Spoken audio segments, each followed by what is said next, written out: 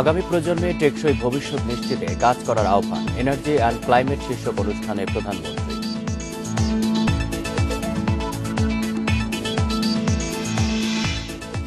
টাকা ফেরত পাওয়া নিয়ে শঙ্কা ই-ভ্যালির গ্রাহকরা। ই কমার্সে বড় চমক নিয়ে আসলেও 4 বছরের দেনা 1000 কোটি টাকা।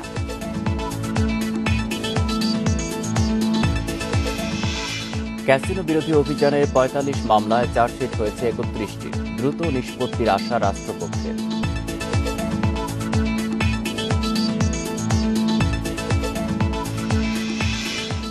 শিশু খাদ্য গুঁড়ো দুধের দাম 2 মাসে কেজিতে বেড়েছে 200 টাকারও বেশি। নেই তদারকি, ভোক্তাদের ক্ষোভ।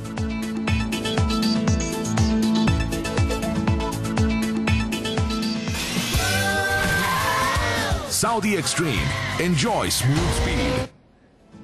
স্বাগত ইন্ডিপেন্ডেন্ট সংবাদে। এই মুহূর্তে সংবাদে আপনাদের সঙ্গে আছি আমি নুজহাত আফরিন এবং আমি আলী আশরাফ। শুনছিলেন শিরোনাম, জানাবো পুরো খবর। আগামী প্রজন্মের জন্য টেকসই ভবিষ্যৎ নিশ্চিতে অংশীদারিত্বের ভিত্তিতে কাজ করতে বিশ্বের প্রধান অর্থনীতির দেশগুলোর প্রতি আহ্বান জানিয়েছেন প্রধানমন্ত্রী শেখ হাসিনা।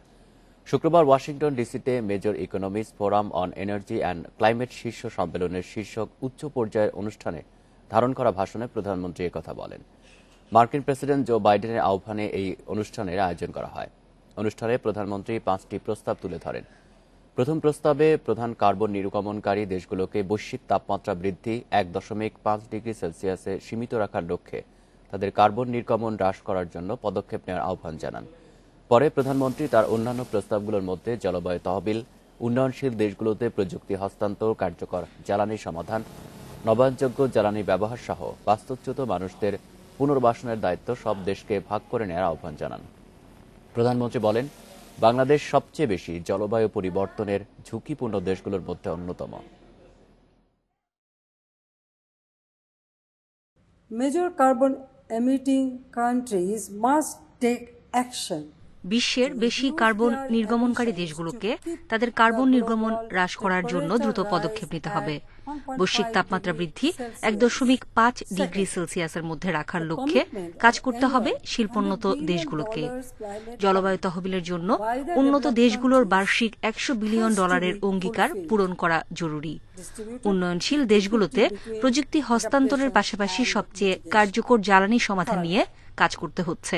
এজন্য নবায়নযোগ্য জ্বালানির দিকে মনোযোগী হতে হচ্ছে।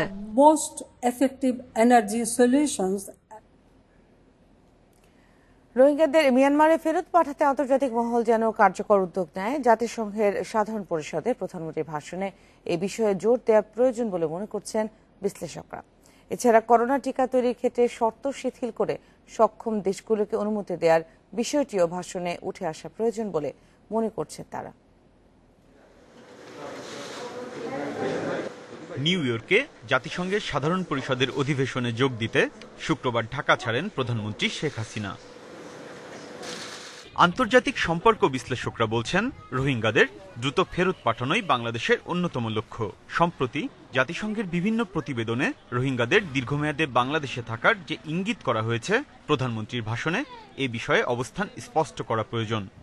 সাম্প্রতিককালে জাতিসংঘের বিভিন্ন রিপোর্টে রোহিঙ্গাদের বাংলাদেশে দীর্ঘমেয়াদে থাকবার একটা ইঙ্গিত যেটা করা হয়েছে, আমার মনে হয় এটা একটা মাননীয় প্রধানমন্ত্রীর জন্য একটা ভালো সুযোগ আসবে। তিনি স্পষ্ট করে বলে দেওয়া যে আমরা রোহিঙ্গাদের মিয়ানমারে ফেরত যা সেটাই চাই। বিশ্ব সম্প্রদায়ে তার নিজের দায়িত্বে আমার মনে হয় প্রেশার দেওয়া উচিত। বড় আকারে স্যাংশন নিয়ে আসা দরকার। তাহলে তাদের জনগণও বুঝতে পারবে যে আন্তর্জাতিক মহল তাদের পক্ষে আছে। বিশ্ব স্বাস্থ্য সংস্থার অনুমোদিত ভ্যাকসিন নিয়ে যে কেউ যে কোনো দেশে যাওয়ার বিষয়ে জোর দেওয়া প্রয়োজন বলেও মনে করছেন বিশ্লেষকরা। আমাদের কাঠামো আছে বলেই আমরা বলতে পারি যে আমরা কিন্তু সহজেই এটাকে তৈরি করতে পারবো যদি আমরা পারমিশনটা পাই। কিন্তু এই যে অন্য দেশে বানানো যাবে না এবং বিভিন্ন অজুহাত যে দেওয়া হচ্ছে সেগুলোকে বন্ধ করা, অন্যদিকে যেই প্যাটেন্ট রাইটস এর কথা বলা হচ্ছে সেগুলোকে শিথিল করা, বিশেষ করে এই ভ্যাকসিনের জন্য।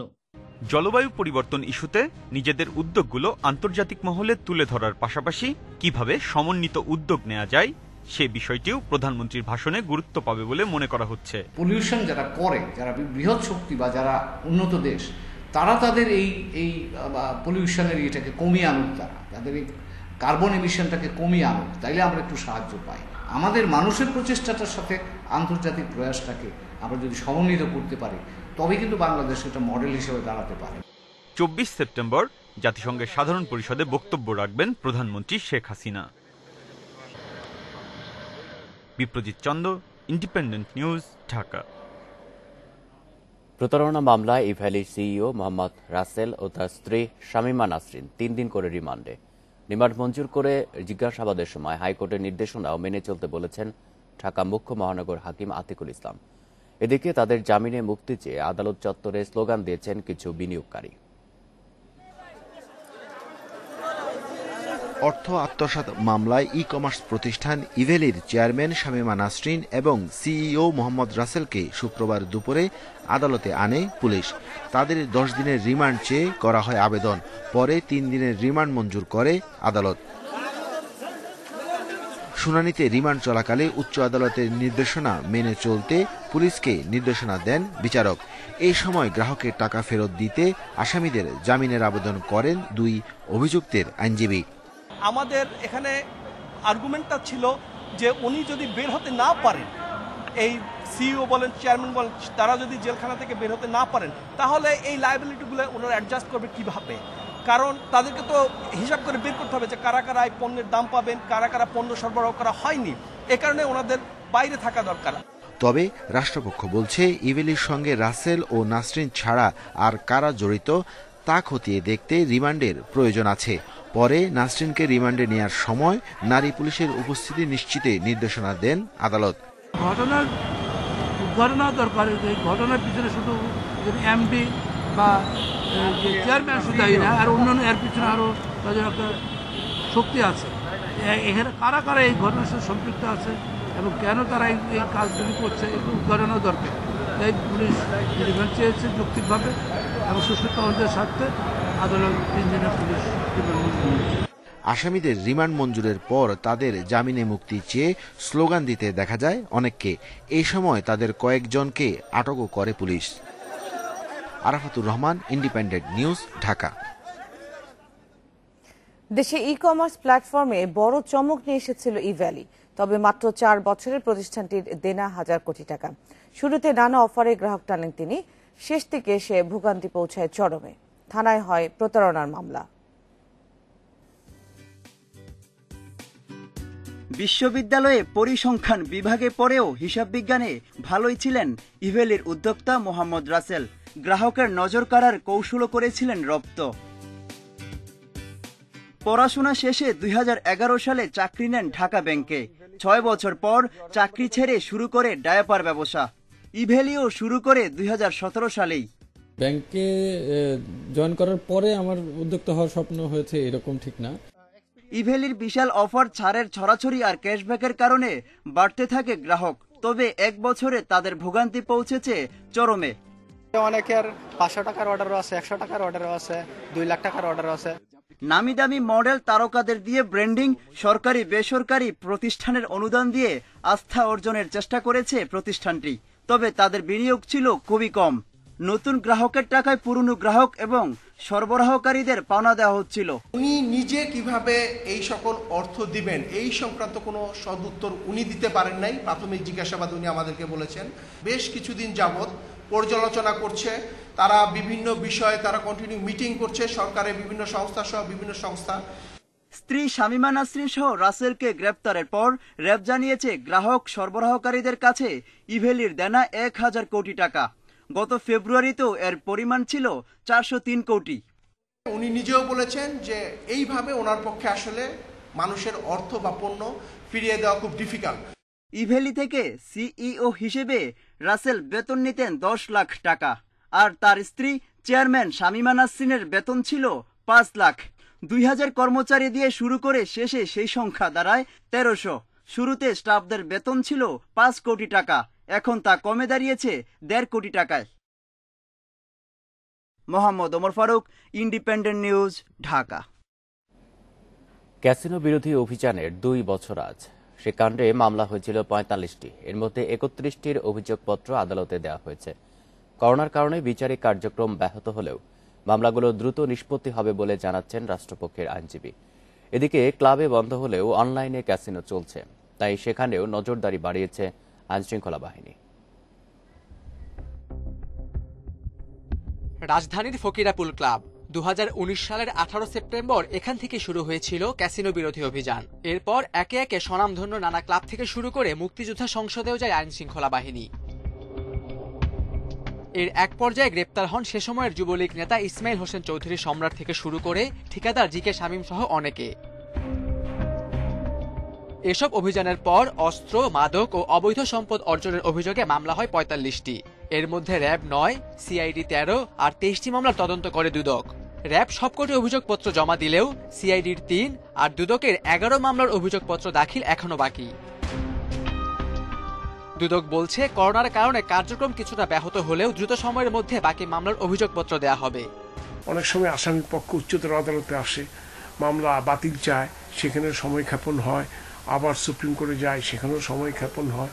তো এখন উচ্চতর যদি আদালতে আসে, সেখানে যদি আইনগত ব্যাখ্যা থাকে, তো সেখানে তো আমাদেরকে সেগুলো ফেস করতে হচ্ছে। আর যে 31 মামলার অভিযোগপত্র জমা হয়েছে সেগুলোর বিচারিক প্রক্রিয়া শুরু হয়েছে জানিয়ে রাষ্ট্রপক্ষের আইনজীবী বলছেন, মামলাগুলোর দ্রুত নিষ্পত্তি করে আসামিদের সাজা নিশ্চিত করতে চান তারা। কারণ সাক্ষী দিয়ে তো মামলাটা প্রমাণ করতে হবে, এই জন্য সাক্ষীকে যেভাবে আনা যায় সমস্ত প্রক্রিয়া আমরা অবলম্বন করব। এখন ক্যাসিনো বিরোধী অভিযান না দেখা গেলেও নজরদারি অব্যাহত রেখেছে র্যাব। তারা বলছে, অনলাইনে জুয়া চালাচ্ছে কয়েকটি চক্র, আর ক্যাসিনো থেকে আসা টাকা যারা বিদেশে পাচার করছে তাদের সন্ধানে আছে সিআইডি।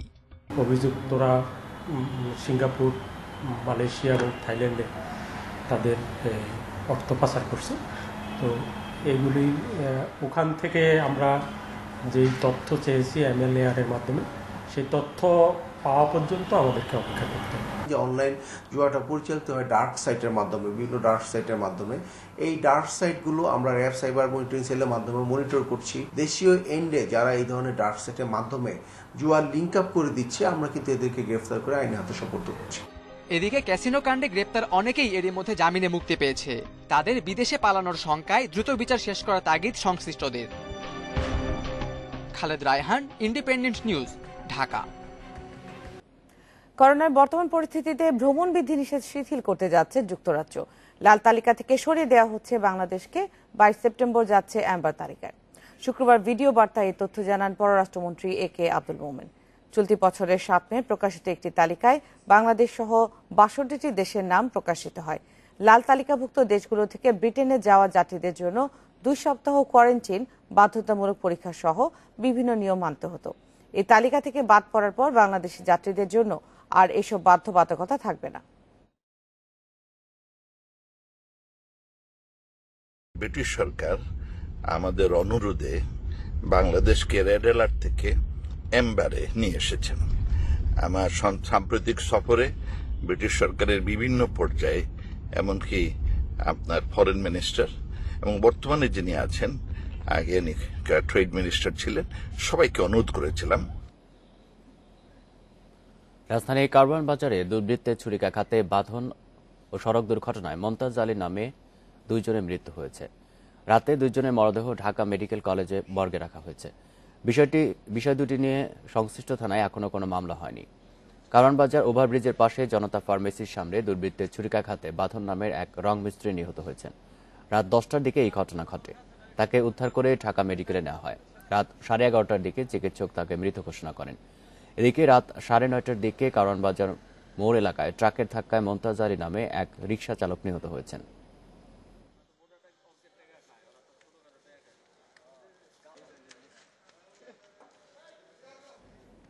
নোয়াখালীর সোনাইমুড়িতে বিদ্যুৎ স্পর্শে একই পরিবারের 3 জন সহ 4 জনের মৃত্যু হয়েছে। বিদ্যুতায়িত একজনকে উদ্ধারে গিয়ে প্রাণ হারান আরও 3 জন। শুক্রবার সন্ধ্যায় বজরা ইউনিয়নের শিলমুদ গ্রামে এই দুর্ঘটনা ঘটে।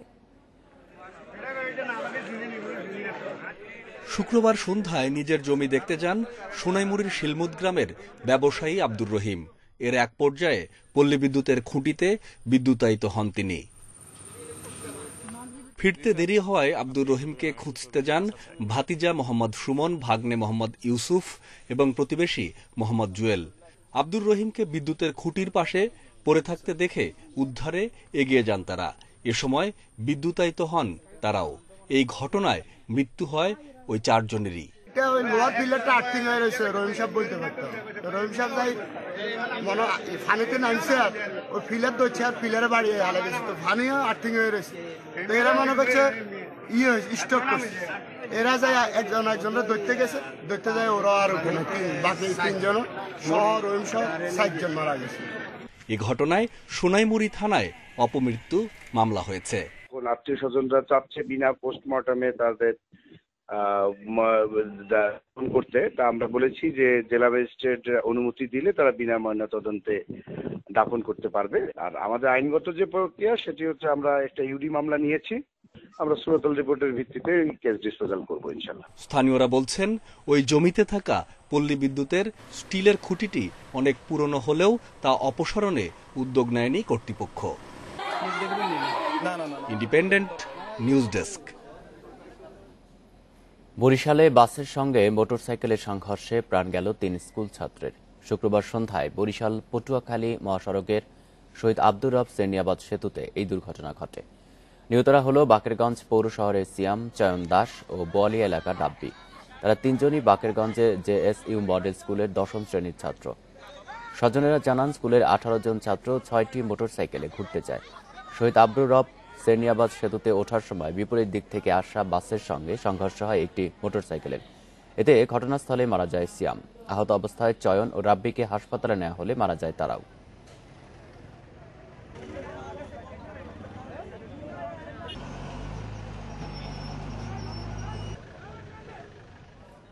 স্কুল খোলার পর 1 সপ্তাহ পেরিয়ে 8ম ও 9ম শ্রেণীর ক্লাস একদিন বাড়ছে।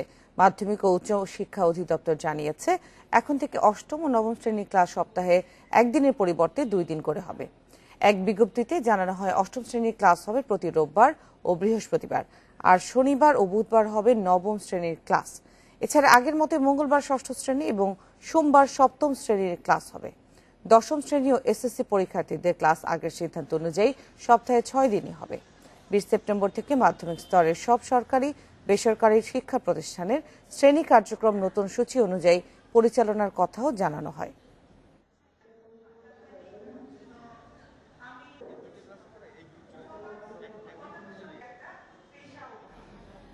শিশু খাদ্য গুঁড়ো দুধের দাম 2 মাসে কেজিতে বেড়েছে 200 টাকারও বেশি। অভিভাবকদের অভিযোগ, করোনার মধ্যেও বাড়তি মুনাফা করেছেন ব্যবসায়ীরা। তবে বিপণন প্রতিষ্ঠানগুলো আন্তর্জাতিক বাজারে দাম বাড়াকে অজুহাত দেখাচ্ছে। এই পরিস্থিতিতে বাজার তদারকি বাড়ানোর আশ্বাস দিয়েছে ভোক্তা অধিকার সংরক্ষণ অধিদপ্তর। ইব্রাহিম ঐশী দম্পতির একমাত্র সন্তান আয়ান। 1 কৌটা ডিলাক গুঁড়ো দুধে 3 থেকে 4 দিন যায় 11 মাসের এ শিশুর।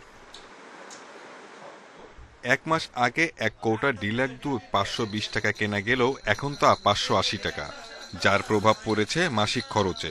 সর্বমূল্যে সবকিছু লাগলে অন্য সবকিছু স্যাক্রিফাইস করে বাচ্চার দুধটা নিশ্চিত করবে, কিন্তু এরকম অস্বাভাবিক মাত্রায় যদি বাড়ানো হয়, এটা কিন্তু বাচ্চার এবং যে পরিবার সবার প্রতি হচ্ছে এটা এক প্রকার অবিচার বলবো।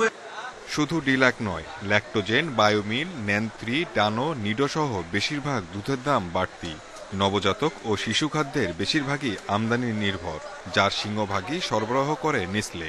তাদের দাবি, বিশ্ববাজারে দাম বেড়ে যাওয়ায় দেশেও বেড়েছে।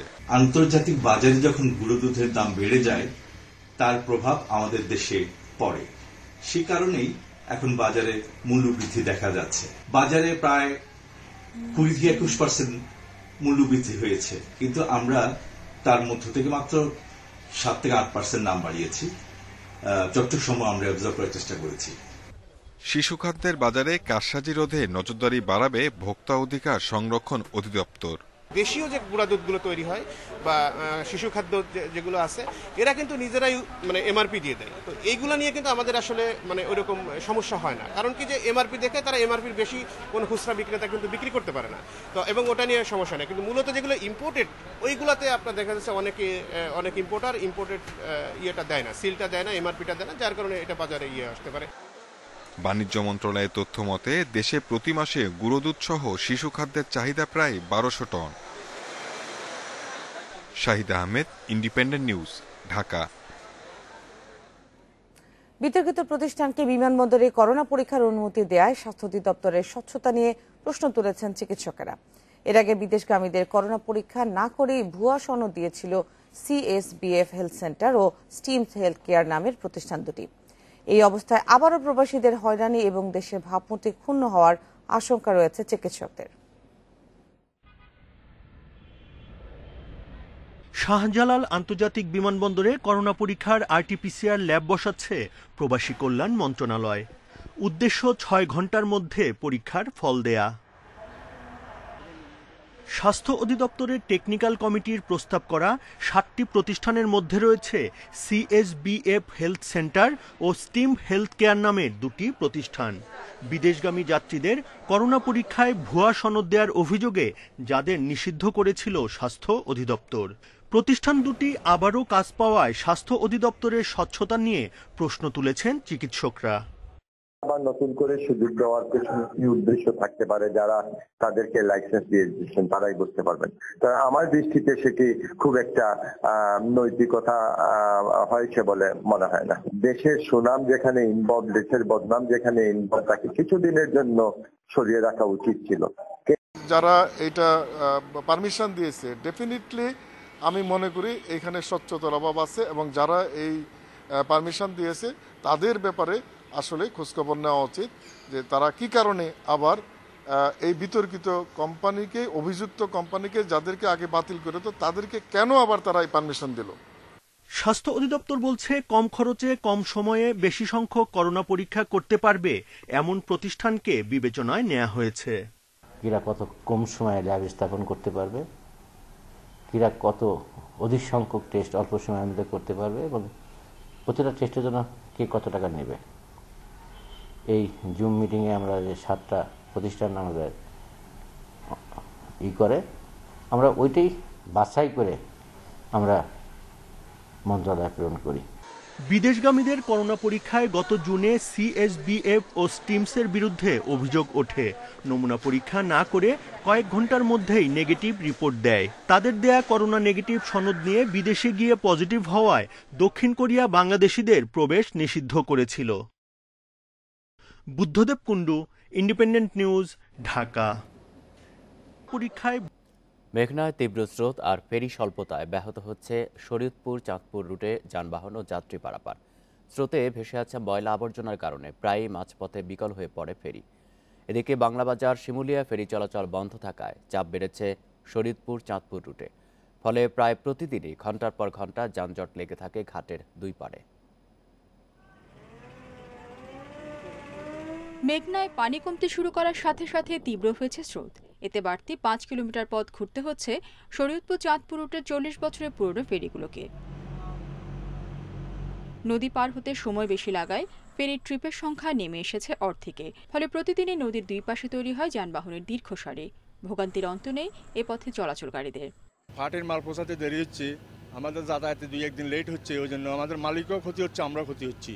ফেরি আছে ছোট ছোট 6-7টা ফেরি আছে, কিন্তু কাজের নাই, এগুলো অকার্য। ধানের গাড়িগুলোর গজ বাইরে গেছে, কোন এই গাড়িগুলো কি নেবে পার্টি, গাড়ি আবার রিটার্ন ব্যাক নিয়ে যাইতে করছে, ফেরি চলেই না। অপেক্ষা করতে হতো, আমাদের পকেটের টাকা শেষ হচ্ছে, খাইতে পারতেছি না। সম্প্রতি পদ্মা সেতুর পিলারে ফেরির একাধিক ধাক্কার ঘটনায় বাংলাবাজার শিমুলিয়া নৌপথে পণ্যবাহী যান চলাচলে বিধিনিষেধ চলছে। এতে চাপ বেড়েছে শরীয়তপুর চাঁদপুর রুটে। তার উপর তীব্র স্রোতের বিপরীতে চলতে গিয়ে বিকল হয়ে পড়েছে দুটি ফেরি। ফলে মাত্র 6টি ফেরি দিয়ে চলছে পারাপার। নদীতে প্রচণ্ড পানির স্রোত এবং নদীতে প্রচুর কচুরিপানা, যাতে সঠিকভাবে পরিচালনা করতে অনেক কষ্ট হয়। অনেক সময় দেখা যায় যে স্রোতের জন্য এবং কচুরিপানার জন্য মুভমেন্ট বন্ধ রাখতে হয়। তবে স্রোত কমে এলে পরিস্থিতি স্বাভাবিক হওয়ার আশা বিআইডব্লিউটিসির। 6টা ফেরি দিয়ে আমাদের গাড়িগুলো যথাযথভাবে পারাপার হয়, আর অনেক সময় স্রোতের প্রতিকূলতার কারণে আমাদের ফেরি চলাচলে একটু বিঘ্ন সৃষ্টি হয়। আর আমাদের ওই ফেরিগুলো ট্রাফিকে আসলে 8টা ফেরি দিয়ে আমরা যথাযথভাবে সার্ভিস চালাইতে পারবো। শরীয়তপুর চাঁদপুর নৌরুট দিয়ে দেশের দক্ষিণ পশ্চিমাঞ্চলের 21 জেলার পণ্য যাত্রীবাহী যানবাহন চট্টগ্রাম বিভাগের বিভিন্ন জেলায় যাতায়াত করে। Independent news desk. 24 ঘন্টায় ডেঙ্গু শনাক্ত হয়েছে 163 জনে, যা এক মাসের মধ্যে সর্বনিম্ন। শনাক্ত 163 জনের মধ্যে ঢাকাতে 140 জন। হাসপাতালে এখনও যাত্রাবাড়ি ও জুরাইন এলাকার রোগী বেশি। শুক্রবার সকাল পর্যন্ত ২৪ ঘন্টায় সারা দেশে শনাক্ত ১৬৩ ডেঙ্গু রোগী। এর মধ্যে ঢাকাতে আক্রান্ত ১৪০ জন। দেশের বিভিন্ন হাসপাতালে ডেঙ্গু আক্রান্ত হয়ে ভর্তি ১১৯১ রোগী। আক্রান্তদের মধ্যে সংখ্যা বেশি শিশুদের। রাজধানীতে হাসপাতাল ঘুরে দেখা গেছে রোগী বেশি যাত্রাবাড়ি জুরাইন এলাকায়। এরপরই রয়েছে নাখালপাড়া ও কাকরাইল এলাকা। বাসায় থেকে আক্রান্ত হয়েছে, হালকা জ্বর ছিল, তারপর টেস্টের পরে ডেঙ্গু আসছে।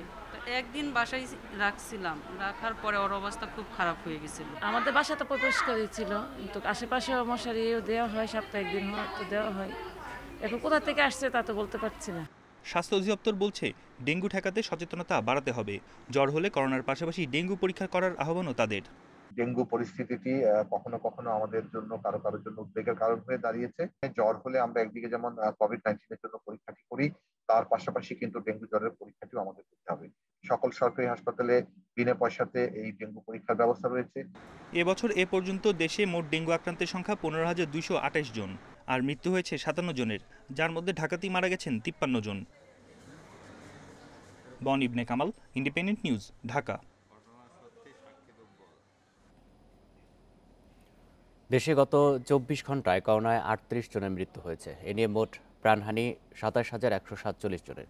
গত দুদিনের তুলনায় শুক্রবার মৃতের সংখ্যা কম। একদিনে করোনা শনাক্ত হয়েছে আরও ১,৯০৭ জনের। পরীক্ষা বিবেচনায় শনাক্তের হার ৬.৪১%। দেশে গত ৩ দিন ধরে করোনা শনাক্তের হার ৬% ঘরে।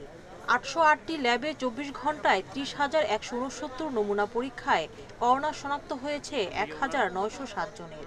নমুনা পরীক্ষা বিবেচনায় শনাক্তের হার ৬.৪১%। শুক্রবার স্বাস্থ্য অধিদপ্তরের বিজ্ঞপ্তিতে জানানো হয়, দেশে মোট করোনা আক্রান্তের সংখ্যা দাঁড়ালো ১৫,৪০,১১০ জনে। গত ২৪ ঘন্টায় দেশে করোনায় আরও ৩৮ জনের মৃত্যু হয়েছে। এর মধ্যে পুরুষ ১৩ এবং নারী ২৫ জন। এ নিয়ে মোট প্রাণহানি হল ২৭,১৪৭ জনের। বিশেষজ্ঞরা বলছেন, মৃত্যু ও শনাক্তের সংখ্যা কমের দিকে থাকলেও এ নিয়ে স্বস্তিতে থাকার সময় আসেনি। স্বাস্থ্যবিধি না মানলে আক্রান্তের সংখ্যা বাড়তে পারে। ৬% নিচে চলছে, আমরা নিচে নেমে গেছে, এটা খুবই ভালো। ৬% হইলেও সংক্রমণ কিন্তু অনেকগুলো ডিস্ট্রিক্টে কিন্তু এই ৬%-এর অনেক উপরেও আছে, ১০%-ও আছে। তো সেই জন্য প্রথম কথা হলো যে এটাতে আমাদের খুবই আপ্লুত হওয়ার কিছু নাই। গত ২৪ ঘন্টায় সুস্থ হয়েছেন আরও ২,৯১৯ জন। এ নিয়ে মোট সুস্থ ১৪,৯৭,০০৯ জন। সুলতানা জাহান মিতু, ইন্ডিপেন্ডেন্ট নিউজ, ঢাকা। কক্সবাজার সমুদ্র সৈকত থেকে অজ্ঞাত ২ যুবকের মরদেহ উদ্ধার করা হয়েছে। ৩ ঘন্টার ব্যবধানে সমুদ্র সৈকতের একই পয়েন্টে ২টি মরদেহ ভেসে আসে। শুক্রবার দুপুর থেকে সন্ধ্যার মধ্যে সিগাল পয়েন্ট থেকে মরদেহ দুটি উদ্ধার করা হয়। মৃতদের বয়স আনুমানিক ২৫ থেকে ৪০ বছর।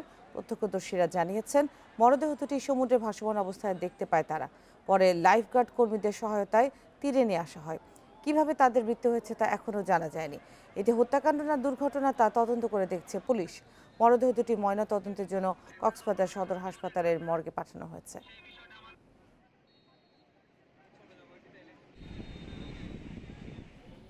বরগুনার পাথরঘাটায় বিষখালী নদী থেকে বালু উত্তোলন ও চর দখলের অভিযোগ উঠেছে সাবেক পৌর মেয়র শাহাদাত হোসেন সহ স্থানীয় প্রভাবশালী চক্রের বিরুদ্ধে। তবে তা অস্বীকার করেছেন অভিযুক্তরা। নদীটির দখল ও পরিবেশের ভারসাম্য নষ্ট করার দায়ে আইনি পদক্ষেপের কথা জানিয়েছেন পরিবেশবাদীরা। ঘটনাস্থল পরিদর্শন করে ব্যবস্থা নেওয়ার কথা জানিয়েছে প্রশাসন। পাথরঘাটা উপজেলার বিষখালী নদীর মোহনা, তীর ও চর এলাকায় গড়ে উঠেছে বেশ কয়েকটি ইটভাটা। এলাকাবাসীর অভিযোগ, স্থানীয় প্রভাবশালী চক্রের নেতৃত্বে চলছে নদীর তীর দখল ও পরিবেশ দূষণ। এছাড়া বোমা মেশিন দিয়ে তোলা হচ্ছে নদীর বালু। চরের কিছু জায়গা ভরাট করে চলছে দখল।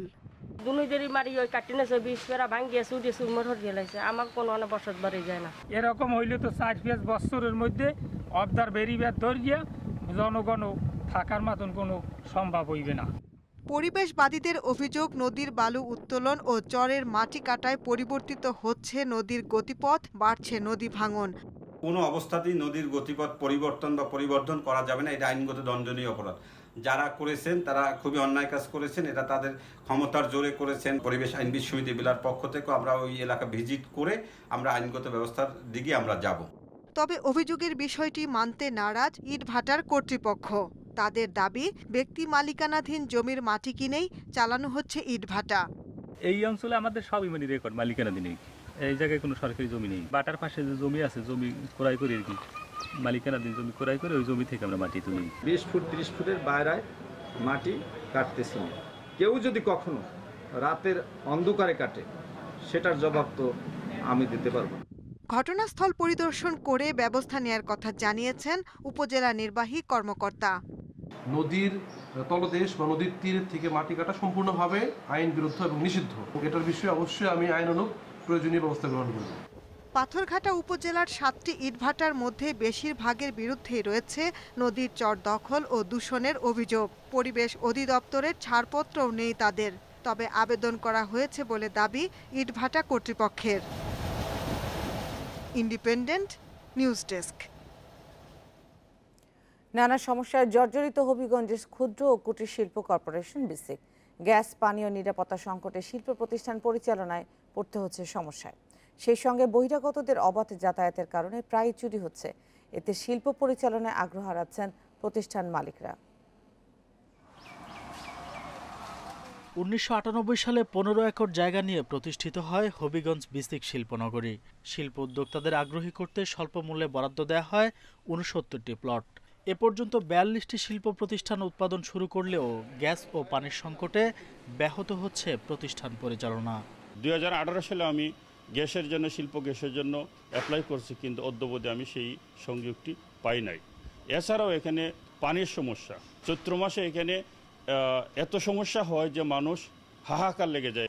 গ্যাসের লাইন না পেয়ে অনেকে এলপি সিলিন্ডার দিয়ে স্বল্প পরিসরে প্রতিষ্ঠান পরিচালনা করছে। এতে বড় শিল্প তৈরিতে আগ্রহ হারাচ্ছেন মালিকরা। বিশাল আকারের পানির ট্যাঙ্ক নির্মাণ হলেও চালু হয়নি এখনো।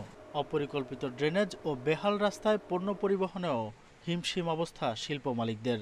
ড্রেনেজ ব্যবস্থাটা খুব খারাপ আর রাস্তাঘাটের অবস্থাটা খারাপ। আমরা বাউন্ডারি না থাকার কারণে হয়তো আমরা কিছু চুরিচামারি বা অসামাজিক কাজে রাত্রে অনেকটা ঘটে আর অঘটন হয়। এইসব সমস্যার সমাধান না হয় এতে নতুন উদ্যোক্তারা একটু আগ্রহ হারাচ্ছেন। বিসিক শিল্প মালিক সমিতির নেতারা বলছেন, দ্রুত পানি, গ্যাস ও নিরাপত্তা সংকটের সমাধানে ব্যবস্থা না নিলে শিল্প উদ্যোক্তারা মুখ ফিরিয়ে নেবেন। আমি অনুরোধ করব উদ্যোগ কর্তৃপক্ষ যাতে বাউন্ডারি ওয়াল এবং বাউন্ডারি ওয়াল যে নিরাপত্তা ব্যবস্থা এবং পানির ব্যবস্থা অতি সত্তর করার জন্য এবং সহজ গ্যাসটা সহজভাবে পাইতে পারে সেই ব্যবস্থা নেওয়ার জন্য। সংকট নিরসনে শিগগিরই ব্যবস্থা নেওয়ার আশ্বাস দিয়েছে জেলা বিসিকের এই কর্মকর্তা। এই সমস্যাগুলোর সমাধানে আমরা প্রধান কার্যালয়ের সাথে সমন্বয় করে আমরা দ্রুত এর সমস্যার সমাধান করব এবং ইতিমধ্যে আমরা একটা রাস্তার কাজ সম্পন্ন করেছি। শুধু আশ্বাস নয়, সমস্যা সমাধানে দ্রুত বাস্তবায়ন চান শিল্প মালিকরা। Independent news desk. করোনাকালে বাল্যবিয়ে ও শিশুশ্রমে যুক্ত হওয়ার কারণে কুড়িগ্রামের চরাঞ্চলে ঝরে পড়েছে অনেক শিক্ষার্থী। গোপনে বাল্যবিয়ে দেওয়ার ফলে স্কুল ও মাদ্রাসার কোনো কোনো ক্লাস ছাত্রীশূন্য হয়ে পড়েছে। অনেক শিক্ষার্থী আবার গার্মেন্টস সহ বিভিন্ন পেশায় যোগ দেয় ছেড়ে দিয়েছে স্কুল। কুড়িগ্রাম সদরের ধরলা নদীর চরে শারদোব আদর্শ উচ্চ বিদ্যালয়। এই স্কুলের নবম শ্রেণীর 9 ছাত্রীর 8 জনেরই বিয়ে হয়েছে এবছর। একা হয়ে যাওয়া নার্গিস নাহারও বাল্য বিয়ের ঝুঁকিতে। সবগুলোরই বিয়ে হয়েছে করোনার মধ্যে 8 জনকার, আর আমি একাই আছি। তা আমার স্বপ্ন আমি এসএসসি পাস করে কলেজ পড়ব। করোনাকালীন দীর্ঘ ছুটির পর কুড়িগ্রামের চরাঞ্চল ও নদী তীরের স্কুল, কলেজ ও মাদ্রাসায় এ ধরনের ঝরে পড়ার ঘটনা উদ্বেগজনক হারে বেড়েছে। কোনো কোনো ক্লাস প্রায় ছাত্রীশূন্য হয়ে পড়েছে। আর্টসে আমাদের আমরা 11 জন ছিলাম, তার মানে বাকিগুলোর বিয়ে হয়েছে আর আমার মাত্র 2 জন, আর সায়েন্সে অনেকেরই বিয়ে হয়েছে। শিক্ষকরা বলছেন, শুধু বাল্য বিয়ে নয়, দারিদ্রতার কারণে অনেক ছাত্রছাত্রী গার্মেন্টস সহ বিভিন্ন ক্ষেত্রে যোগ দিতে চলে গেছে অন্য জেলায়। তাই শিক্ষা প্রতিষ্ঠানে উপস্থিতি নেমেছে 50 ভাগের নিচে। প্রতিষ্ঠান খোলার পরে দেখলাম যে 9-10 মেয়েরা নাই। খোঁজ খবর নিলাম, দেখলাম যে না, অনেক মেয়ের বিয়ে হয়ে গেছে। দূরীকরণের কারণে তারা বিভিন্ন এলাকায় যা কাজকর্ম, ফ্যাক্টরি, মিলের মধ্যে তারা কাজ করতেছে। বিষয়টি নিয়ে প্রশাসনের সঙ্গে আলোচনার কথা জানিয়েছেন এই কর্মকর্তা। কেন এমনটি হচ্ছে এটি নিয়ে আমরা কাজ করছি এবং ভবিষ্যতে এটি জেলা প্রশাসক সহ সবাই বসে এই বাল্যবিয়ে রোধ কীভাবে করা যায় সেজন্য আমরা কাজ করার চেষ্টা করবো ইনশাল্লাহ। জেলা শিক্ষা অফিস জানিয়েছে এবছর রৌমারীর 4টি বালিকা বিদ্যালয়ের 118 জন ছাত্রীকে বাল্যবিয়ে দেওয়া হয়েছে। শতাধিক ছাত্রী যোগ দিয়েছেন গার্মেন্টসের কাজে। Independent news desk. শিকারীর লোভ আর বনাঞ্চল কমে যাওয়ায় একসময় দেশ থেকে বিলুপ্ত হয়ে যায় নীলগাই। তবে নীলগাইয়ের বংশবিস্তারে এবারে আশা জাগাচ্ছে গাজীপুরে বঙ্গবন্ধু শেখ মুজিব সাফারি পার্ক। এরই মধ্যে সেখানে জন্ম নিয়েছে নীলগাইয়ের 2টি শাবক। নতুন জন্ম নেওয়া শাবক 2টি সুস্থ এবং সবল রয়েছে। গাজীপুর সাফারি পার্কে অবিরাম ছোটাছুটি নীলগাইয়ের। গত 2 বছরে চাঁপাইনবাবগঞ্জ ও নওগাঁ শিকারীদের হাত থেকে বেঁচে যাওয়া নীলগাই দুটিকে সংগ্রহ করে সাফারি পার্ক কর্তৃপক্ষ। গেল 1 আগস্ট তারা জন্ম দেয় 2টি শাবক। পার্কের কর্মীদের আন্তরিক প্রচেষ্টায় অবাধে বিচরণ করছে শাবক দুটি, খাচ্ছে ঘাস, লতাপাতা। আমরা আসলাম, ঘুরলাম, বাচ্চাগুলি দেখলাম, ভালো লাগলো। আর আজকে আমরা ওগুলো দেখে খুব আনন্দ পেয়েছি। দুটা ওরা এমনিতে লাজুক টাইপের, সব সময় ওরা জঙ্গলেই বেশি থাকে, মানে ঘন জঙ্গলটা ওরা বেশি পছন্দ করে আর কি। ফাঁকা জায়গায় খুব কম আসে। কদম গাছের পাতা এদের প্রিয় পছন্দ, খুব পছন্দ। প্রাকৃতিক পরিবেশে 2টি শাবক জন্ম নেয় নীলগাইয়ের বংশবিস্তারে আশার আলো দেখছে পার্ক কর্তৃপক্ষ। আসলে এই 2টা নীলগাই কিন্তু আমাদের এখানে আছে। এই যেটা, এই 2টা থেকে এখন 4টা হলো, জাস্ট 11 মাস পরে। তো আমরা আশা করি প্রত্যেক বছরে আসলে এইভাবেই আমরা এক বা একাধিক বাচ্চা পাবো। এবং যে বাচ্চা দুটো আছে এগুলো খুবই সুন্দর আছে, সুস্থ আছে এবং তারা প্রাকৃতিক পরিবেশে আছে আমার এখানে, এবং তারা আমার বিশেষ যত্ন নেওয়া হচ্ছে। তো আশা করি এরা সার্ভাইভ করবে। ধূসর রঙের এই নীলগাই ভারত, নেপাল ও পাকিস্তানে পাওয়া গেলেও বাংলাদেশে তা বিরল। Independent news desk.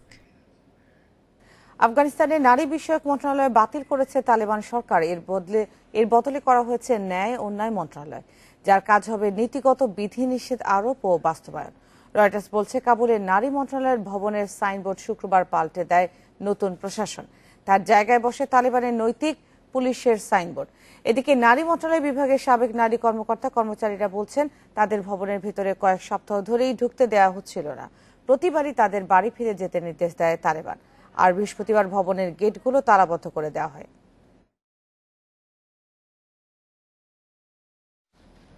ভুতুরে নগরীতে পরিণত হয়েছে আফগানিস্তানের পাঞ্জশির।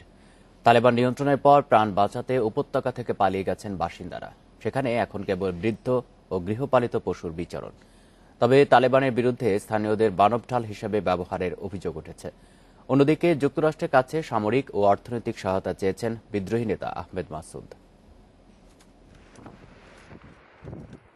কাবুল দখলের পর আফগানিস্তানের পাঞ্জশিরে বিদ্রোহীদের সঙ্গে দফায় দফায় সংঘর্ষ হয় তালেবানের। প্রাণহানি ঘটে দুপক্ষেরই। পরে গত সপ্তাহে উপত্যকাটির পুরোপুরি নিয়ন্ত্রণ নিয়ে তালেবান যোদ্ধারা। প্রাণ বাঁচাতে পাঞ্জশির ছেড়ে পালান কয়েক হাজার বাসিন্দা। বন্ধ বেশিরভাগ দোকান, ব্যবসা প্রতিষ্ঠান। এতে কার্যত ভুতুরে নগরীতে পরিণত হয়েছে পাঞ্জশির। আগে আমাদের এলাকায় 100 পরিবার বাস করত। তালেবান যোদ্ধারা আসার পর আছে মাত্র 3টি পরিবার। তবে তারাও শঙ্কিত। তারা মনে করে তালেবান তাদের আটক বা হত্যা করতে পারে। পাঞ্জশির দখলের আগে প্রয়োজনীয় পণ্য সরবরাহ বন্ধ করে তালেবানরা। এতে তৈরি হয়েছে খাদ্য ও নিত্য প্রয়োজনীয় পণ্যের তীব্র সংকট।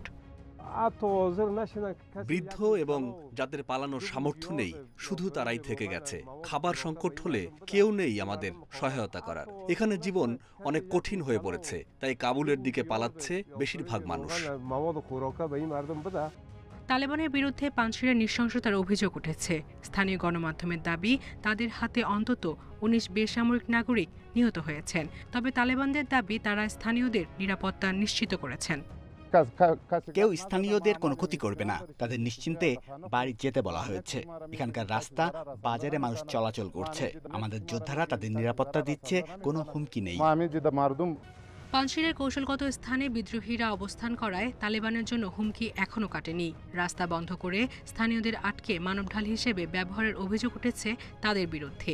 এদিকে বিদ্রোহী নেতা আহমেদ মাসুদ সামরিক ও অর্থনৈতিক সহায়তা চাইলেও তাতে আগ্রহী নন মার্কিন প্রেসিডেন্ট জো বাইডেন। সায়রা খান, ইন্ডিপেন্ডেন্ট নিউজ। অবশেষে কাবুলের ড্রোন হামলায় আফগান বেসামরিক নাগরিক নিহতের ঘটনা স্বীকার করল যুক্তরাষ্ট্র। ওই হামলায় শিশুসহ কমপক্ষে 10 আফগান বেসামরিক নিহত হয়। জেনারেল ফ্রাঙ্ক ম্যাকেনজি শুক্রবার এই স্বীকারোক্তি দেন। ইসলামিক স্টেট খোরাসানের বিরুদ্ধে হামলা চালাতে গিয়ে এই হতাহতের ঘটনা ঘটে বলে তিনি নিশ্চিত করেন। কাবুল বিমানবন্দরের বাইরে আত্মঘাতী বোমা হামলায় 13 মার্কিন সেনা সহ 175 জন নিহত হয়। ইসলামিক স্টেট খোরাসানকে এর পাল্টা জবাব দিতে 29 আগস্ট ড্রোন হামলা চালায় যুক্তরাষ্ট্র। এতে 7 শিশু সহ 10 জন বেসামরিক নিহত হয়।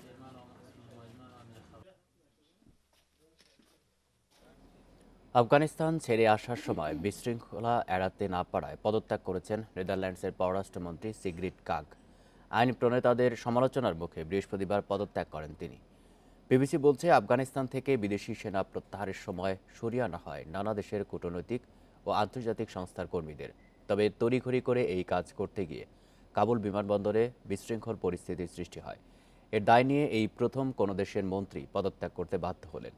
তার পদত্যাগের আগে বিষয়টি নিয়ে আলোচনা হয় নেদারল্যান্ডসের পার্লামেন্টে। এতে পররাষ্ট্রমন্ত্রীর কাজে অসন্তোষ জানিয়ে আনা হয় অনাস্থা প্রস্তাব।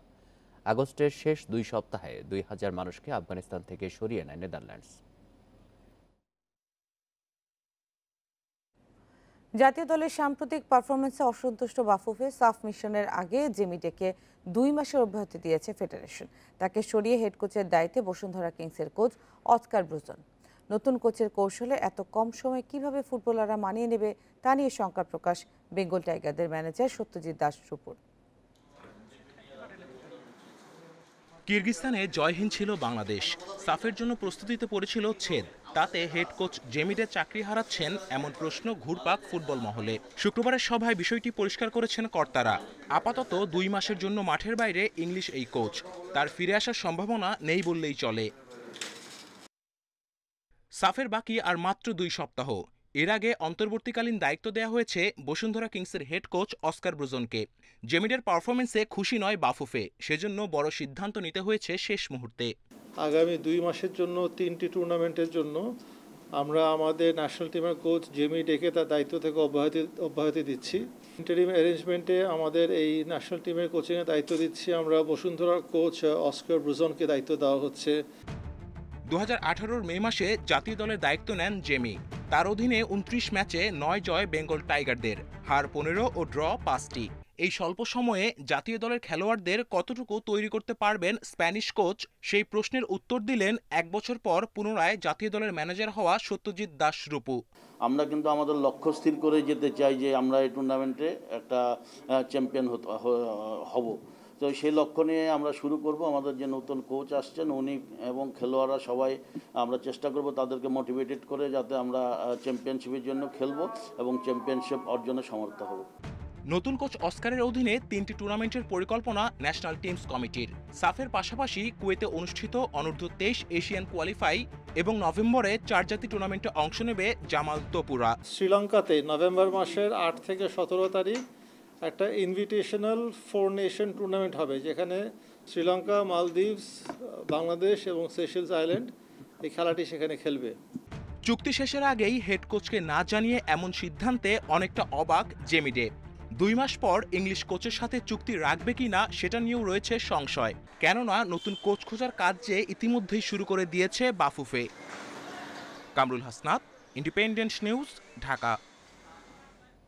এদিকে জাতীয় দলের দায়িত্ব পাওয়ার খবর শুনে অনিশ্চুপ বসুন্ধরা কিংসের কোচ অস্কার ব্রুজন। লিগ শেষ হবার আগে এ নিয়ে কোনো কথা বলতে রাজি নন তিনি।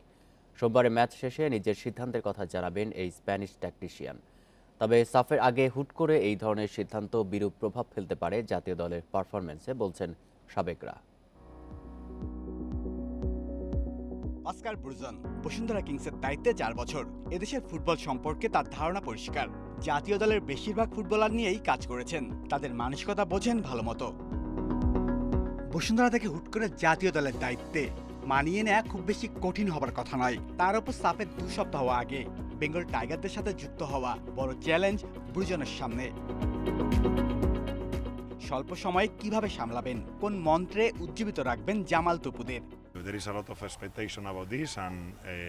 আমি এখনও বসুন্ধরা কিংসের কোচ। সোমবার ঢাকা আবাহনীর বিপক্ষে ম্যাচ রয়েছে, সেটা নিয়েই যত চিন্তা। এরপর এ বিষয়ে কথা বলা যাবে। সাফ মিশনের আগে জেমিকে সরিয়ে ব্রুজনকে দায়িত্ব। সবাইকে চমকে দিয়েছে ন্যাশনাল টিমস কমিটি। বাফুফের এই সিদ্ধান্ত কতটা যৌক্তিক, কি ভাবছেন সাবেকরা? কোচের আইডিয়া, স্ট্র্যাটেজি, প্ল্যানিং খুব ভালো আমি মনে করি। যদি আমাদের যেহেতু আমাদের president, vice president Bangladesh football ফেডারেশনে তার সাথে আলাপ করে যদি হয়, নট ব্যাড, আমার মনে হয় ভালোই হয়। কিন্তু তার সাথে বোধহয় ফাইনালি একটা কথা বলেই করা উচিত ছিল। হুট করে ওই প্লেয়ারদের ফিলোসফি চেঞ্জ করতে পারবে কি না। একটা জিনিস হচ্ছে যে আমরা যখন লিগে ক্লাবের টিমের কোচিং করাই, তো বিদেশি ভালো প্লেয়ার থাকলে কিন্তু অনেক স্ট্র্যাটেজি ইমপ্লিমেন্ট করতে সুবিধা হয়, যেটা ন্যাশনাল টিমের ক্ষেত্রে কিছুটা প্রবলেমেটিক হবেই। জাতীয় দলের ক্যাম্প শুরু 20 সেপ্টেম্বর। দুজনকে নিয়ে সাপের মিশনের সাফল্য আসবে কি 2003-এর পর অথরা সাব চ্যাম্পিয়নশিপের trophy? Shamim Ahmed, Independent news. চট্টগ্রামে এইচপির বিপক্ষে চালকের আসনে বাংলাদেশ এ দল 4 দিনের ম্যাচে দ্বিতীয় দিন শেষে 296 রানে এগিয়ে মিঠুন শান্তরা। প্রথম ইনিংসে এ দলের 339 রানের জবাবে 3 উইকেট হারিয়ে এইচপি দলের সংগ্রহ 43 রান। 260 রান নিয়ে দ্বিতীয় দিন শুরু করে এ দল। ইরফান শুক্কুরের 50-তে 339 রানে থামে ইনিংস। জবাবে শুরুটা ভালো হয়নি এইচপি দলের। উদ্বোধনী জুটি ভাঙার পর 1 রানের ব্যবধানে হারায় 3 উইকেট। শহীদুলের শিকার পারভেজ ইমন, মাহমুদুল জয় এবং সাদাত হোসেন দীপুকে ফেরান নাইম হাসান। দিন শেষে তামিম 21 এবং 5 রানে অপরাজিত তৌহিদ হৃদয়।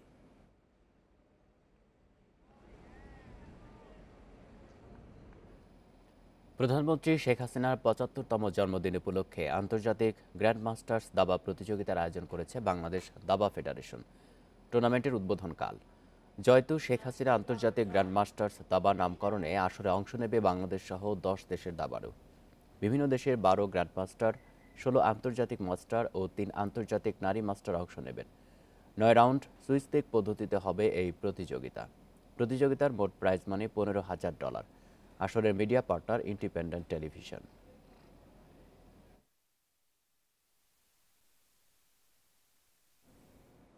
করোনায় হারিয়ে যেতে বসেছে সার্কাস শিল্প। দীর্ঘদিন খেলা বন্ধ থাকায় নষ্ট হচ্ছে জিনিসপত্র। খাবার ও যত্নের অভাবে এরই মধ্যে মারা গেছে অনেক প্রাণী। আয় বন্ধ থাকায় চরম সংকটে এই শিল্পের সঙ্গে জড়িতরা। অনেকে চলে যাচ্ছেন অন্য পেশায়। ভয়ঙ্কর এসব খেলা দেখে কে বলবে উম্মে জাইনাব আকসার বয়স মাত্র 6।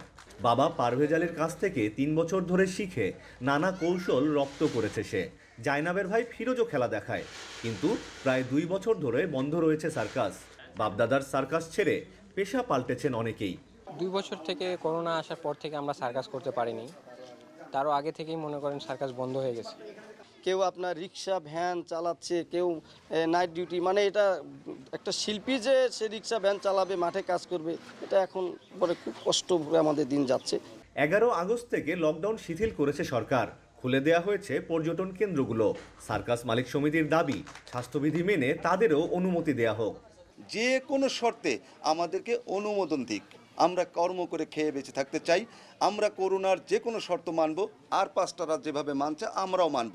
16 মাস হলে সার্কাস বন্ধ, আমাদের প্রায় 25-26 সার্কাস বন্ধ। আমাদের মালামালগুলো অনেক ক্ষতিগ্রস্ত হয়েছে। আমাদের সার্কাসের প্রায় 10,000 পরিবার, আমরা খুব অনাহারে কষ্টে জীবনযাপন করতেছি। সুস্থ বিনোদনের অন্যতম মাধ্যম সার্কাস গ্রামাঞ্চলে এখনো জনপ্রিয়।